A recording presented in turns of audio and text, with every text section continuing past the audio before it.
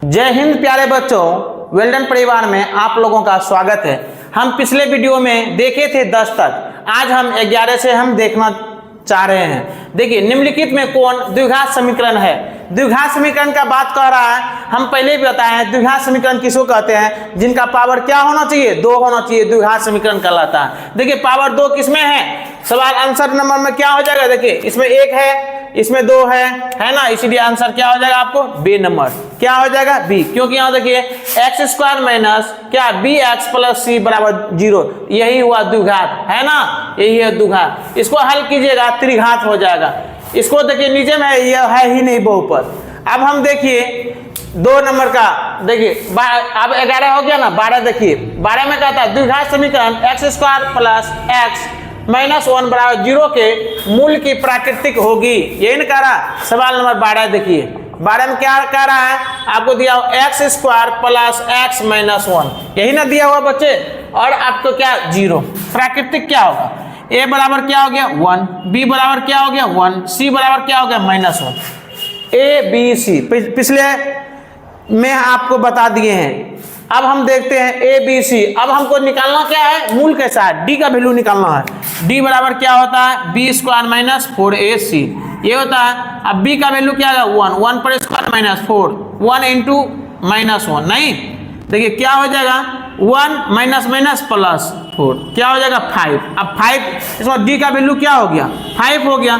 तो आपको क्या बोले हैं, आपको क्या बोले हैं, जब हम डी का वैल्यू बड़ा होगा किससे 0 से बड़ा होगा तो मूल कैसा होता है, मूल होता है वास्तविक और असमान, मतलब भिन्न भिन्न, वास्तविक और असमान। देखिए कहीं है वास्तविक और असमान।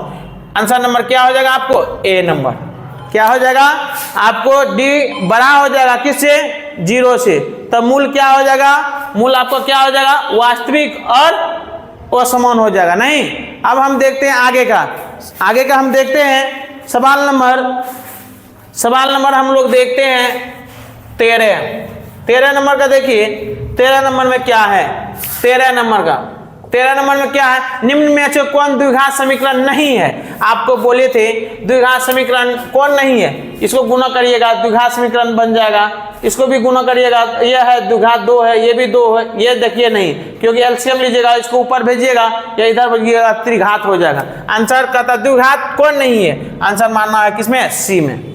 अब देखिए आगे का, देखिए निम्नलिखित समुच्चयों में किसमें द्विघात समीकरण एक्स स्क्वायर माइनस 5 बराबर 0 के मूल होंगे। क्या होगा, पूर्ण संख्या होगा कि परिमेय संख्या होगा कि अपरिमेय होगा कि प्राकृतिक संख्या होगा, यही ना पूछ रहा है बच्चे।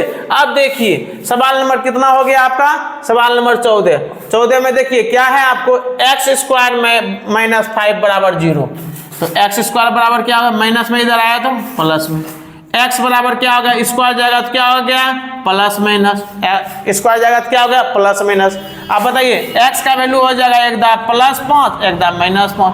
रूट में रहेगा तो क्या कहते हैं, रूट में रहता है तो वो परिमेय संख्या क्या कहते हैं, क्या कहेंगे, रूट में रहता है तो वो परिमेय संख्या, वो परिमेय संख्या के देखिए कितना नंबर हो जाएगा आपको सी नंबर हो जाएगा। अब सवाल नंबर हम लोग देखते हैं, कितना नंबर देखते हैं बच्चे, अब सवाल नंबर हम लोग देखते हैं 15 में देखिए क्या दिया हुआ, सवाल नंबर 15 में देखिए 15 में क्या कहता, द्विघात समीकरण 3/4 x square minus 8x minus 3 बराबर 0, यही है ना, तो इसको बनाते हैं। क्या होगा 3/4 उसका x square minus 8x minus 3 बराबर 0, ए बराबर क्या हो गया 3/4, बी बराबर क्या हो गया -8, सी बराबर क्या हो गया -3, ए बी सी हो गया। हमको क्या पूछ रहा है विविक्तर, मतलब डी का वैल्यू विविचक कहिए, विविचक क्या हो गया डी बराबर बी स्क्वायर माइनस 4ac, यही होता है ना फॉर्मूला। देखिए बी का वैल्यू क्या हो गया -8 पर क्या होगा स्क्वायर -4 इंटू ए का वैल्यू क्या हो गया 3/4, सी का वैल्यू -3, यही है ना, 4 कैंसिल, क्या हो गया 64 माइनस प्लस 3 × 9, क्या होगा 9 × 4 13, क्या हो गया आपको 73, क्या विविचक निकल जाएगा, विविचक 73 है, देखिए तो है, कितना नंबर हो जाएगा आंसर बी नंबर हो जाएगा। अब देखिए द्विघात समीकरण इतना का घात होगा। हम बोले थे घात किसको कहते हैं, मैक्सिमम पावर को क्या कहेंगे, घात कहेंगे। नहीं, देखिए घात क्या रहा, घात क्या हो गया, घात क्या है, मैक्सिमम 2 है ना, घात क्या हम मार देंगे, द्विघात का बहुपद का घात 2 हो जाएगा। अब सवाल नंबर 17 देखिए, सवाल नंबर 17 देखते हैं।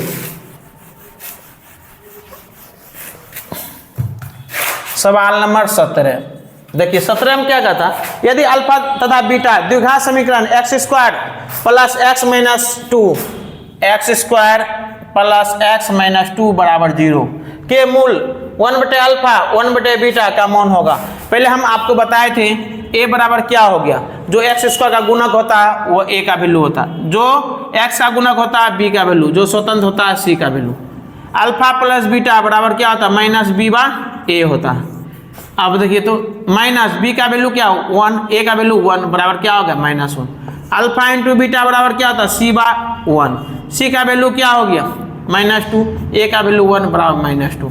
आपको मान किसका निकालने के लिए कहता, 1/अल्फा प्लस 1/बीटा का मान निकालने के लिए कहता। एलसीएम कर लीजिए, alpha into beta, alpha alpha cancel क्या हो गया, अल्फा अल्फा कैंसिल क्या हो जाए beta, plus beta beta cancel alpha. आप देखिए शून्यंकों का योगफल क्या दिया हुआ, क्या दिया हुआ -1, क्या हो जाएगा इसका -1। Alpha into beta -2, minus minus cancel 1/2, क्या निकल जाएगा 1/2 है 1/, देखिए 1 नंबर का आंसर हो गया। अब सवाल नंबर देखते हैं 18, सवाल नंबर 18 देखिए, 18 नंबर में देखिए क्या है सवाल नंबर 18, के किस मानों के लिए 4x² माइनस kx प्लस 16 बराबर 0 के मूल बराबर होंगे। यही ना कह रहा, मूल बराबर कब होता है, जब d बराबर क्या होता है 0, d बराबर बच्चों क्या होता है, मूल बराबर होने के लिए d बराबर 0 होता है। अब देखिए यहाँ पर सवाल नंबर 18 का देखिए क्या 4x² माइनस kx प्लस 16 बराबर 0, यही है ना। a बराबर क्या हो गया 4, b बराबर क्या हो गया -k, c बराबर क्या हो गया 16, यही हो गया। अब हमको क्या निकालना है, निकालना है क्या मूल बराबर, d बराबर क्या हो गया 0, यही ना होता मूल बराबर होने के लिए। आप देखिए तो d बराबर b² माइनस 4ac बराबर 0, b का वैल्यू क्या है k माइनस k पर स्क्वायर माइनस 4 इंटू a का वैल्यू 4, c का वैल्यू 16 बराबर क्या हो गया 0। नहीं, अब यहाँ देखिए क्या हो गया, a हो गया, b हो गया, c हो गया, d बराबर b² माइनस 4ac बराबर 0, क्या हो गया -k हो गया स्क्वायर माइनस 4, a का वैल्यू 4 और c का वैल्यू 16।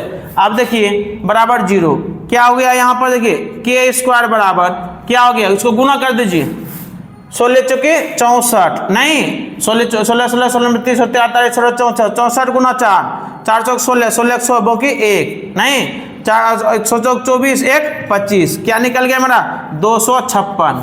अब देखिए k बराबर क्या होगा √256 प्लस माइनस, अब k बराबर प्लस माइनस, अब 256 का क्या होता है वर्गमूल जानते हैं 16 होता है, क्या होता है 16, इसका वर्गमूल निकालेंगे तो क्या होगा 16। तो k का वैल्यू क्या हो गया आपको, k का वैल्यू हो गया एक बार +16 एक बार -16, यही निकल गया। देखिए तो इस तरह का है आंसर, कितना नंबर में है बी नंबर में, कितने नंबर में है बच्चे बी नंबर में ये आंसर है।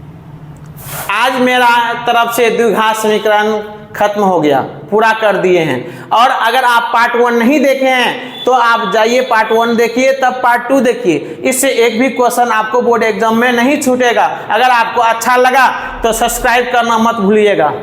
धन्यवाद।